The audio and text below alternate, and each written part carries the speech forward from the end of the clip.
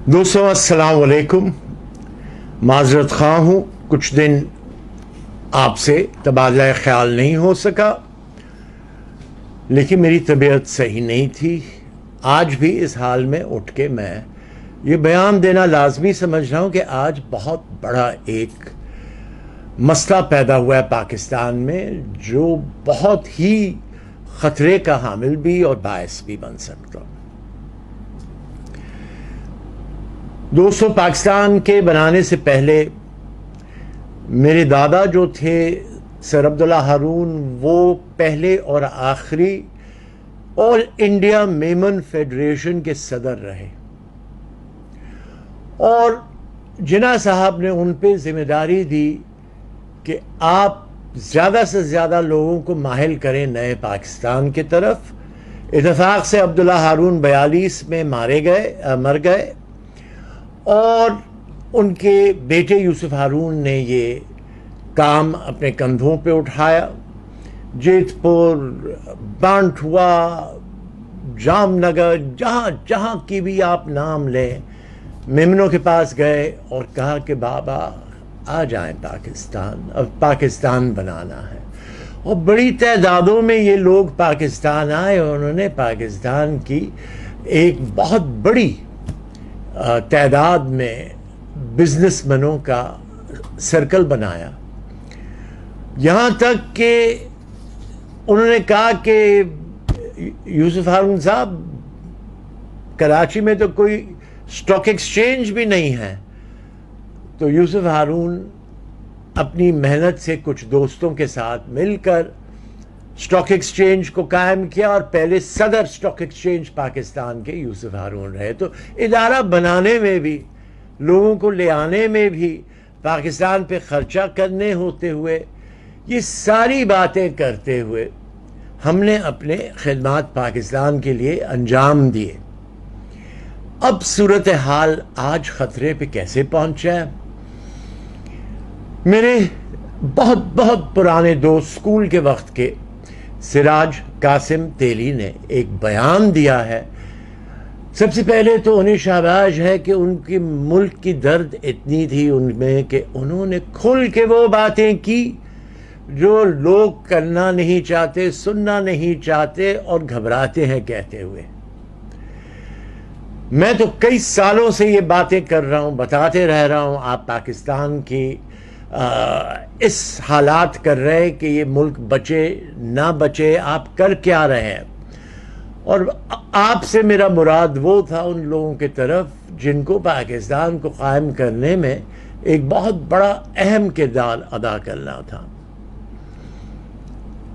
अब आज इन्होंने एक टेप रिलीज की है। मेरे दोस्त ने जो हिम्मत की बातें की हैं, ज़रूरत है आपको ये बातें सारी सुनाने की। और मैं ये समझता हूँ कि अगर हमने इस पे तवज्जो ना दी तो आगे चल के मसले मसाइल जो पैदा होंगे उनकी कौन जिम्मेदार होगा, वो तो कह चुके हैं और आपको मैं कुछ उसके हिस्से सुनाना चाह रहा हूं। सबसे पहले तो उन्होंने ये कहा है कि हमने सारे पाकिस्तान, कराची के बिजनेसमैन को जमा किया और वहां ये बात हुई। उनका एक ब्रंच होता है। इत्तेफाक से आज मैं भी, मदऊ तो मैं हर महीने में ही होता हूं, लेकिन आज मुझे जाना यूं पड़ा कि कुछ अहबाब और दोस्त मेरे बाहर से तशरीफ लाए थे। तो मैंने कहा चलो, दोस्ती मेरी थी तो मुझे जाना पड़ा। वहाँ पे चैम्बर के प्रेसिडेंट ने भी तकरीर की और डिफरेंट बिजनेस एसोसिएशन के, ट्रेडिंग एसोसिएशन के जो लोग टॉप लाइनर आए हुए थे, उन्होंने भी अपने ख्यालात का इजहार किया। मैंने भी वहाँ कुछ कोशिश की कहने की। लबोलबाब ये है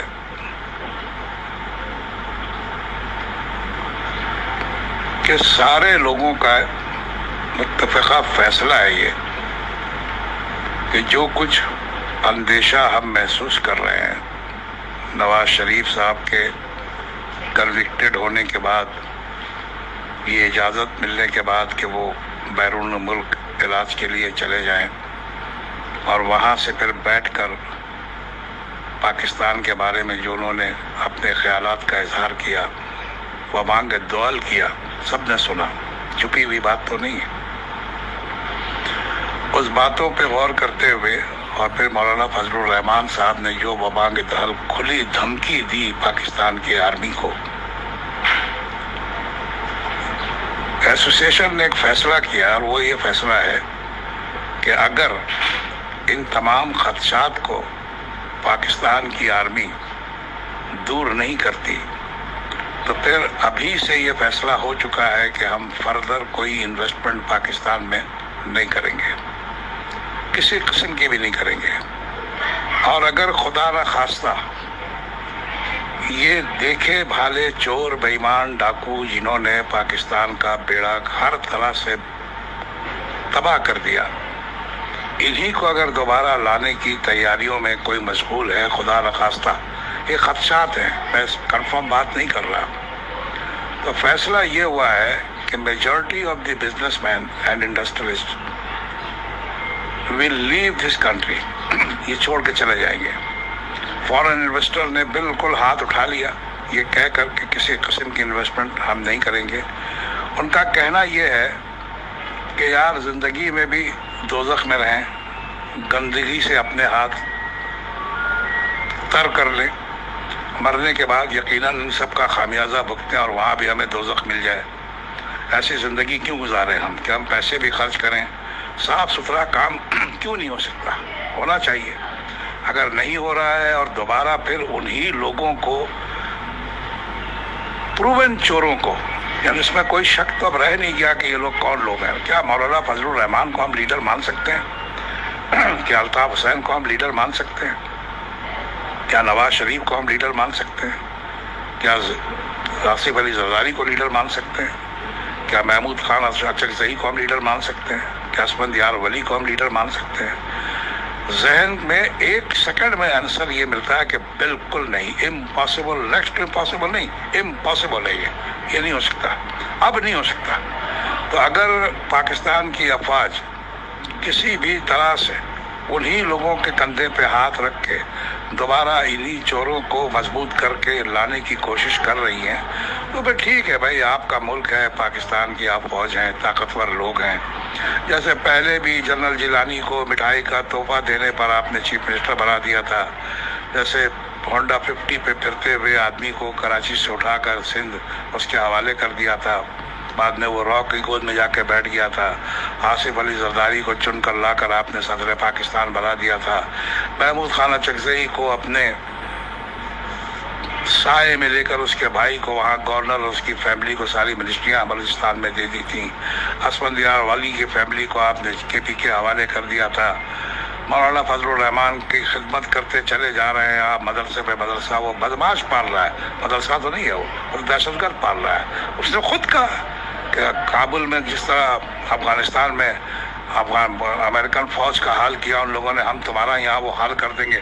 نعوذ باللہ، استغفر اللہ، کیسی باتیں ہیں یہ فیصلہ ہوا ہے، میں آپ کو بتا دوں، اور یہ بڑے ہی پاورفل لوگوں کا فیصلہ ہے، جن کو تجربہ ہے، جو جانتے ہیں یہ سب باتیں، ان کا فیصلہ ہے یہ۔ وہ کہتے ہیں کہ یار انف از انف، اب ہم یہ کام نہیں کریں گے، جو ہونا تھا وہ ہو گیا، ہم سے غلطیاں ہوئی، ہم نے کر لی، مجبوری تھی یا موقع کی آواز تھی، کچھ بھی ہوا، ہم سے غلطی ہوئی، اب نہیں کریں گے ہم غلطی۔ تو نتیجہ یہی ہوگا کہ ساری انویسٹمنٹ یہاں سے واپس ہوگی، یہاں کا کاروبار بالکل جو آئے چور چکے وہ چلانا چاہیں انہی کی فیملی میں چلتا رہے گا کاروبار۔ اگر وہ سب کو منظور ہے کہ یہاں ساری انڈسٹری نواز شریف کی ہو، ساری انڈسٹری آصف علی زرداری کی ہو، سارے دہشت گرد کے جو مدرسے ہیں وہ اسفندیار ولی اور مولانا فضل الرحمان کے سائے میں چلے، اچکزئی کی باتیں پاکستان کے خلاف وبانگ دہل کرتا ہوا جہاں جہاں سے پیسے وہ بٹور رہا ہے، کھاتا پیتا چلا جائے، تو ٹھیک ہے، پھر ٹھیک ہے، پاکستان فوج کو یہ مبارک ہو، آپ کا ملک ہے، آپ لوگ یہاں کے वाली वारिस है। आप लोग जो करना चाह रहे हैं यही काम तो आप कीजिए, वरना इन सवालात का जवाब किसी फोरम पे ISPR जो बातें कर रहा है उसको समझाएं कि वो आपकी तरफ से एक लाउड एंड क्लियर मैसेज दे कि ये क्या हो रहा है, क्यों हो रहा है, इसकी वजह क्या है। क्या ये चोर उचक्के कन्विक्टेड लोग इस तरीके से बात करेंगे इस मुल्क में, तो फिर फ़ायदा क्या? जहाँ पे शरीफ आदमी और बदमाश आदमी को दोनों को बराबर की कुर्सी मिल रही है, तो वहाँ पर शरीफ आदमी बदमाश के साथ क्यों बैठेगा? बैठेगा, आप दूसरा बदमाश भी वहाँ साथ बैठाइए, आप तीसरी कुर्सी पे आप बैठ जाइए, फिर ये काम आप करते रहिए। मैं फिर आपको आज की बात बतला रहा हूँ, और वहाँ पे मैं नाम इसलिए नहीं लेना चाहता, वो खुद लेंगे अपना नाम। उन्होंने जो रिजर्वेशन बनाया है वो गवर्नमेंट को उन्होंने परसों चला जाएगा, उनको वो भेज देंगे, वो आप पढ़ लीजिएगा, अपलोड भी कर देंगे हम, वो भी देख लीजिएगा। ये एक बड़ी ख़तरनाक सिचुएशन हो रही है। मैं आपको बताऊं, सारे बिजनेसमैन बिल्कुल वबांग लाउड एंड क्लियर ये कह चुके हैं कि अगर दोबारा ये लोग आए, यही जरदारी, यही नवाज शरीफ, यही असफंदियार वली, यही मौलाना फजलुर रहमान, यही अल्ताफ़ हुसैन, यही अचकज़ई, तो ये फिर ये मुल्क आपको मुबारक हो। फिर हम इस मुल्क में मुश्किल तो बहुत पड़ेगी, ऐसे ही होगा जैसे हम कब्र में उतरेंगे।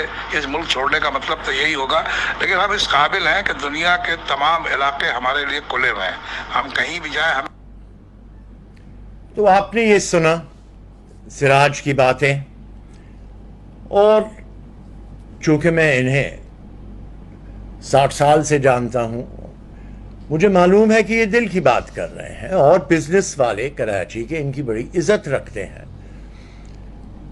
लेकिन क्या ये मुल्क बर्दाश्त कर सकेगा इस बात को? अगर ये, जैसे उन्होंने कहा कि हमने पैसे मुल्क में ले आना बंद कर दिया है, इन्वेस्टमेंट बाहर से बंद हो गई है, अब अगर आपने ये बातें मानी नहीं, और अगर चोरों को, चक्कों को वापस आप ले आते हैं, तो फिर हम अपना पैसा भी इस मुल्क से निकाल के कोई और जगह जाके बैठ जाएंगे।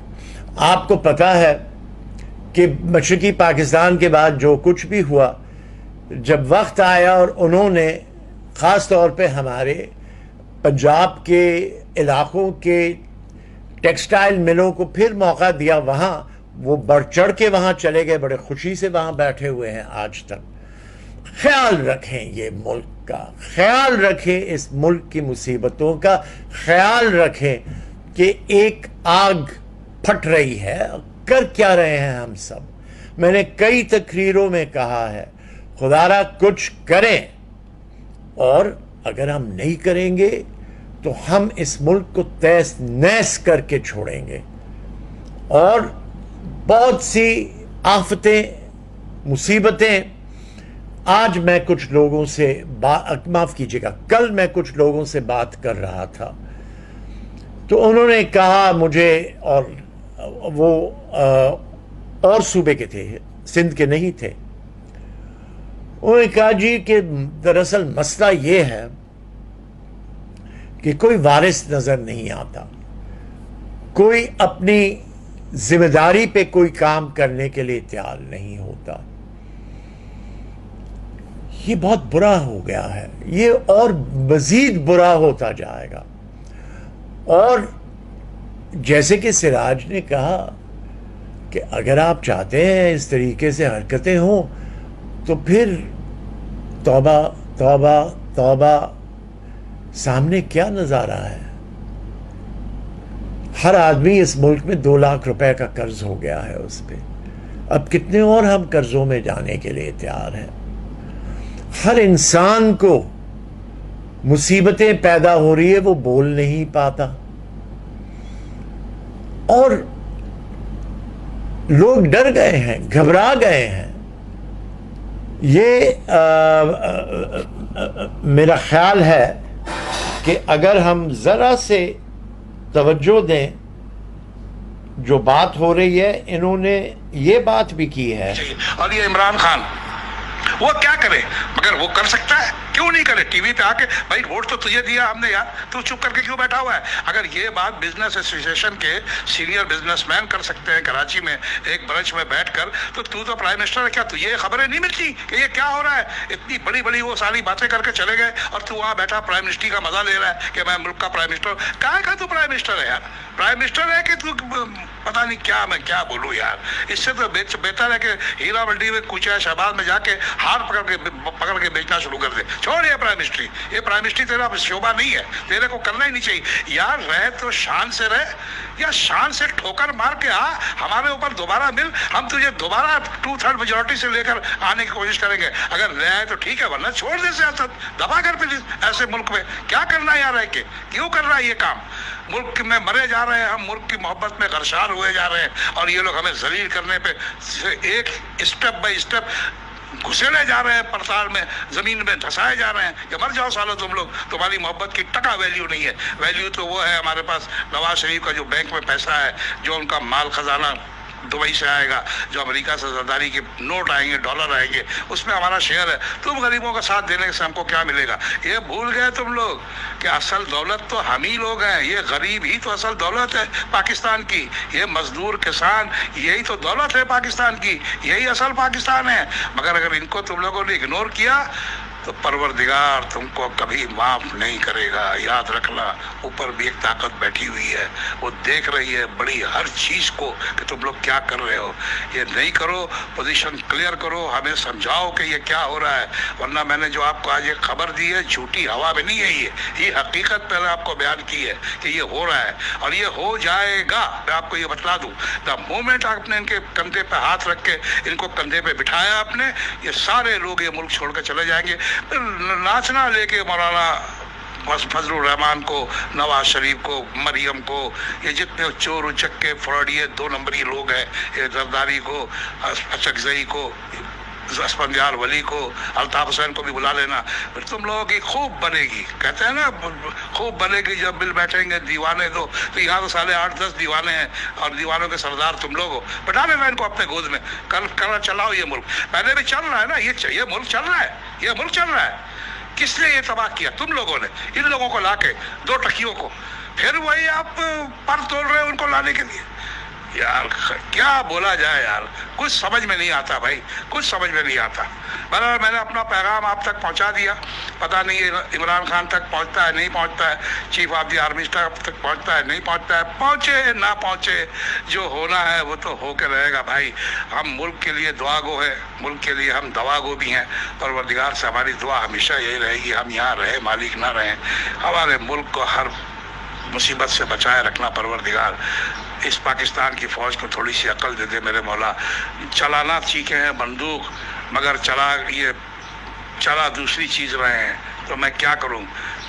टैंक पर बैठकर इन्होंने टैंक चलाना सीखा है, हारमोनियम बैठ के अब कमरे में हारमोनियम बजाने लगे हैं, तो ये टैंक वाला हारमोनियम कैसे बजाएगा, यही मैं सोच सोच के पागल हो रहा हूँ। इसका तो मेरे पास कोई इलाज नहीं है, ये फ़ौज ही इसका जवाब दे सकती है, देना चाहिए उसको जवाब। है कोई इस फोरम पे इसका जवाब देने वाला तो मैं सुनने को तैयार हूँ, ज़रूर सुनूंगा, दे जवाब।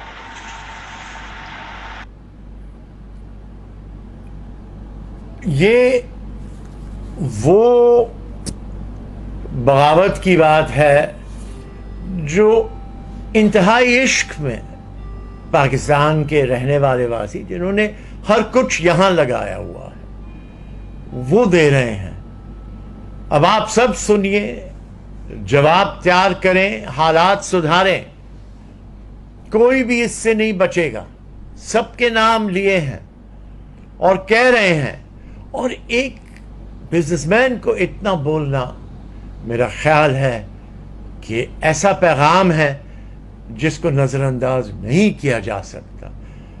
आपने पाकिस्तान के लिए करना होगा, क्योंकि आप ही जिम्मेदार होंगे सारे, और उनको मौका दें खिदमत करने का, जो इस मुल्क को मोहब्बत से पेश आते हैं और मुल्क के गरीबों को मोहब्बत से हल उनके तरफ बढ़ाने की कोशिश करें, उनकी मुसीबतों का। शुक्रिया।